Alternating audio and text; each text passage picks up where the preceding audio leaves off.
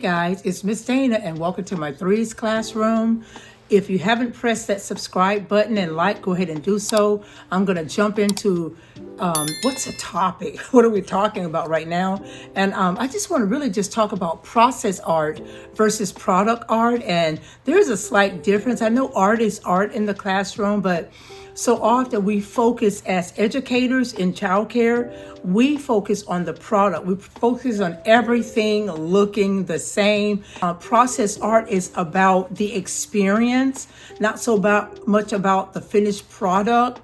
The experience is them using their imagination. The experience is using their creativity. Something that it produces in doing process art, it teaches them self-esteem. It teaches them their critical thinking skill. So it teaches them to, just be creative in the classroom.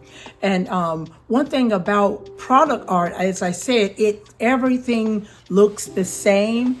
And really, what lessons are children learning when every child, I don't know if you've ever gone into a classroom and every artwork looks identical. Really, what is it that the child did? It's about the children having the experience to really be creative and just create from their own imagination. And I'm going to give you just an example of a product art versus a process art.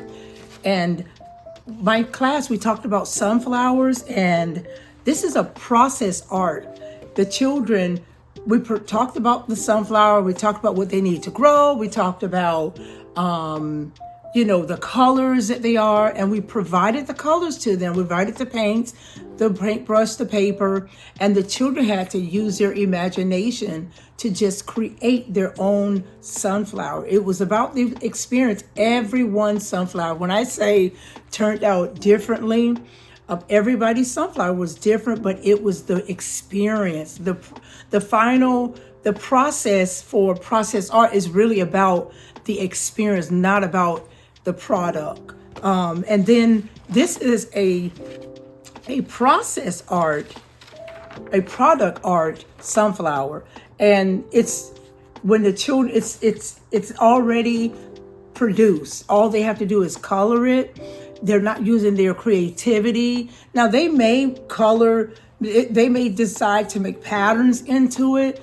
And that's okay, that's great. But everybody has the same product.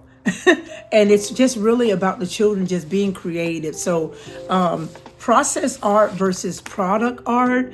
And it's okay to do them both in your classroom, but you really want the children to be able to just be creative and use those critical thinking skills, be able to say, whoa, I want to put 5 petals. I want to put 3 petals. I want to put a stem on it. Let them be creative. And we don't want to stifle their creativity, but we want to promote and we want to encourage them to be creative in the classroom. So process art versus product art. Just remember, in planning your lesson plans, be sure to incorporate them both, but just be mindful of the children being able to be creative in the materials that you provide in your classroom. Thanks again. I hope this is something that you can use in your classroom. Again, press that subscribe button, and it's Miss Dana.